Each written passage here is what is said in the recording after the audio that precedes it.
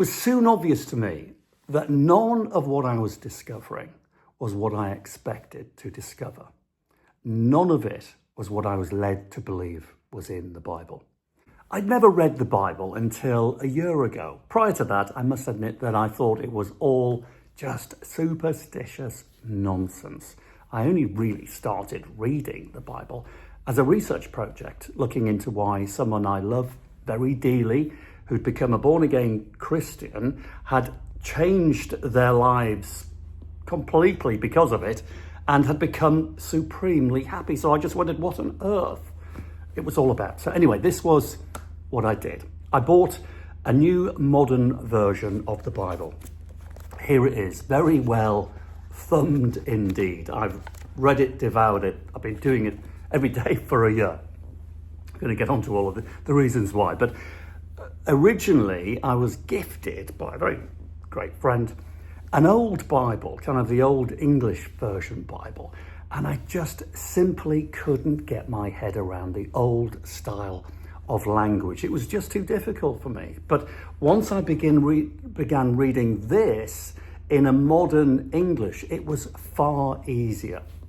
So I started with the New Testament. I think this is vitally important, and downloaded a couple of Bible apps on my phone, which I've got to say for me was even more important than starting in the right place. This, by the way, is absolutely vital if, like me, you are a complete beginner, because in today's modern world, we've got all the facilities. There's no reason, no excuse not to know what's going on. And the Bible apps really, really helped. I discovered that listening to a 10-minute podcast synopsis on each book before beginning to read it helped me greatly to understand the narrative, the context, and the meaning. And I'd also listen to each podcast several times, because actually some, if not all, in fact, yes, I'm going to say all the stories in the Bible are mind-blowing. Trust me, if you've never read it, it's mind-blowing. But so for a new reader, the New Testament is the place to start. And personally, it starts at Mathew, but personally, I think it's best to start with the Gospel of John. Now, just so you know, and you don't make the same mental mistake I made, the Gospels are Greeko-Roman biographies. So Matthew, Mark, Luke, and John all tell the story of Jesus, but from a different perspective, not dissimilar to eyewitness statements. So all very interesting, but when I first read John, then I went to Matthew, I started thinking to myself, am I going crazy? Have I just made this up? Aren't they just repeating themselves? Am I reading the same book? It's the same story seen from a different angle, but put them all together. Wow. Anyway, now, before I started, I've got to tell you, most people I knew or had spoken to about the Bible, like me, had never read it. But they all assumed, including myself, that most of what it contained was hell-raising, fire and brimstone, fairy tale, outdated, made up and irrelevant messaging for modern life. However, once I started to study and really think about what I was reading in the Bible, and it really does make you think. C.S. Lewis interestingly said that studying the Bible makes you more intelligent. Well, look, who am I to say? But I think I am a little more intelligent now after reading the Bible. So it was soon obvious to me that none of what I was discovering was what I expected to discover. None of it was what I was led to believe was in the Bible. So let's just work out what the Bible is, first of all. So the Old and New Testament is a compilation of 66 books. This is the Bible, written over 1,600 years, 1,600 years, on 3 different continents, by 40 different authors, and in 3 different languages. You can see where atheists think there's a problem here, but stick with me. The Bible, by the way, is a manual for life, from birth to death.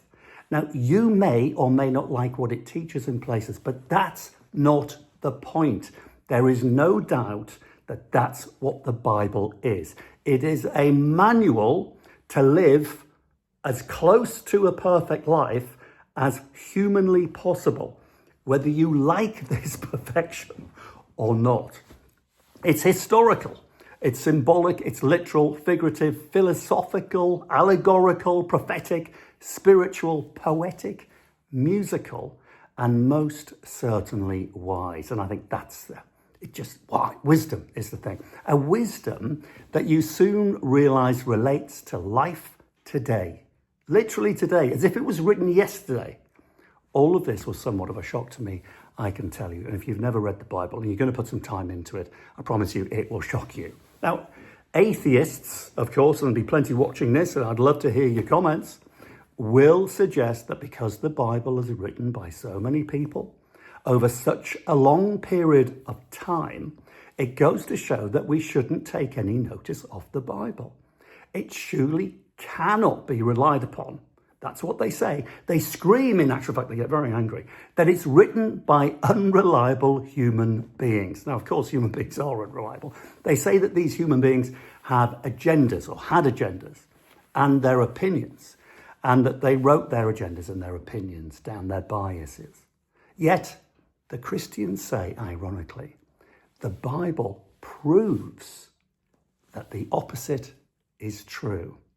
The complexities, messaging, and hundreds of fulfilled prophecies from the Old to New Testament are such that although, yes, written by man, these texts could only be guided by God. That's the claim. They say the book is the word of God. It reveals his nature and his righteousness. It's supernatural. I loved this when I discovered that the Bible is thought of as being supernatural. It's supernatural. And once you unleash it, it proves itself to be supernatural. It comes alive and it changes lives. If you don't believe me, get one and start reading. But I haven't finished yet. Anyway, so maybe actually this is one reason why there is no other book that has ever existed remotely like the Bible, and why so many people have died defending it over tens of centuries.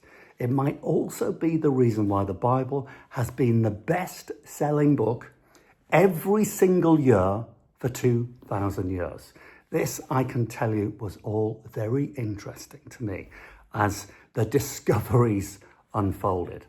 But if, like me, you've never read the Bible, be prepared for these very surprising discoveries.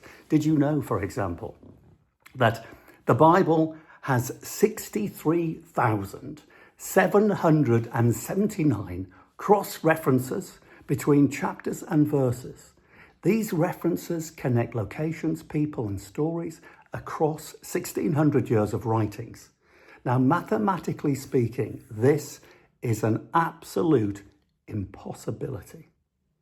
So much so, Professor Jordan Peterson, the Canadian psychologist and author, describes the Bible as the world's first hyperlinked book.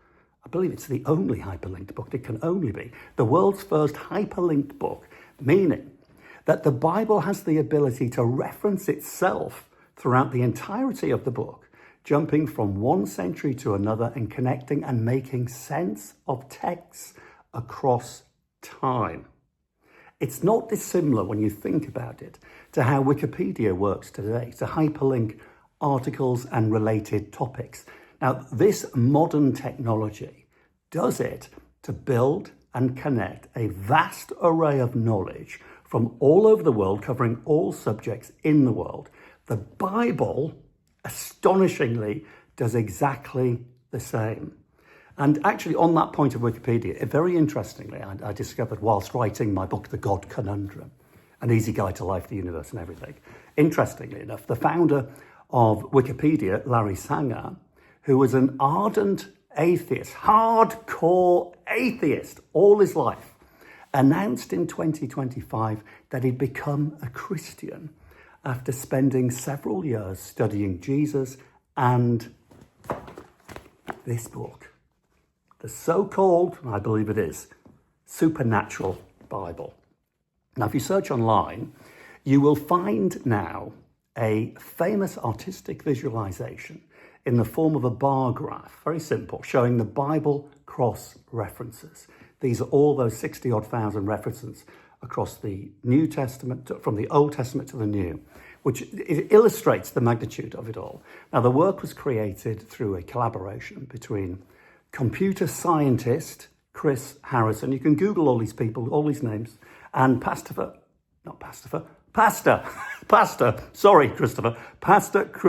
Romhild. Now, why any of this isn't common knowledge, I have no idea, but do have a look for this illustration. It is mind-bendingly fascinating. Back to Professor Jordan Peterson, actually, for a moment. He describes the Bible as, get this, try and work this one out, way more true than just true. It's so Jordan Peterson, that, but I love it. Now, it's something that's going to take some thinking about. Way more true than true. But it's certainly true that the Bible has profoundly influenced our Western way of life for as long as Western culture has been in existence. In fact, it is the foundation of Western culture. It even gives us common sayings that we use today. Even atheists use them. They don't even know they come from the Bible. Sayings and proverbs we use in daily conversation. Again, Google anything I say. Google it. You'll find it. Great thing about technology, it's all there. Now, if you decide to go on your own research journey into the Bible, here's some good advice I wish I'd received years ago. And I genuinely mean this. I wish decades ago I was where I am now, mentally, physically, and crucially, spiritually. I wish I was there then. But I listened to too many voices when it came to the Bible and Christianity. So here's some top tips. Never make judgments based on any quotes given to you from the Bible without knowing exactly the context in which the quote is delivered. You need to know what information came before and after the quote to get a full understanding of its meaning, message, or advice. That's the only way that the quote cannot be corrupted and taken out of context, because this happens all of the time, and it's been happening for 2,000 years. Plus, this is very important, probably the most important advice I can offer as a novice, a newbie to the world of Christianity. Very importantly, never listen to anyone's opinion on the Bible who has never read the Bible. Think about that. Never do it. I've been doing that for decades. It's nonsense. It's a fairy tale. It's all made up. All of these words ringing in my head from people who had never even opened the Bible. So, finally, give it time. There is nothing like the Bible. You can't read it like a history book or a geography book or a philosophical book. You have to devour it and you have to think about it. And you'll end up dreaming about it. I know I do. But talk to other people about it as well, because there really is nothing like it. And don't expect it to make perfect sense immediately. People have been analysing the Old and the New Testament, our Bible, for 2,000 years. They still haven't quite got to grips with it.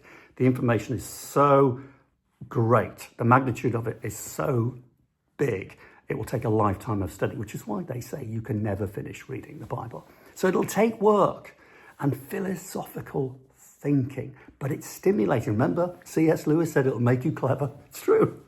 But seriously, on a serious note, fortunately for us all, we don't need to be a PhD professor to get an understanding of the Bible. It is actually much easier than you think. It is life-changing, but it is easier. And especially, and I've got to say for me, crucially, with the downloadable Bible apps. They really guided me through the Bible. So I highly recommend you download those. And if you have any questions, pop them in the comments.